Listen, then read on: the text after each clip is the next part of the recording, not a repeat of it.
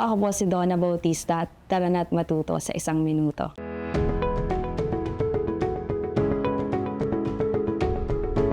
Connect it with their environment. If they're living in the province, huwag kang mag-example ng something like sa mall. Ilapit mo yung context dun sa puso nila. I-build mo, parang you're going outside pero not really outside. It's still close to home para makarelate sila. So, if you're near to the ocean, ganun, kung yung mga trabaho ng parents nila is on fishing, something like that, selling fish, ganun po, you can build on that paunti-unti and then you go outside. Another one is build on the core foundation ko siguro.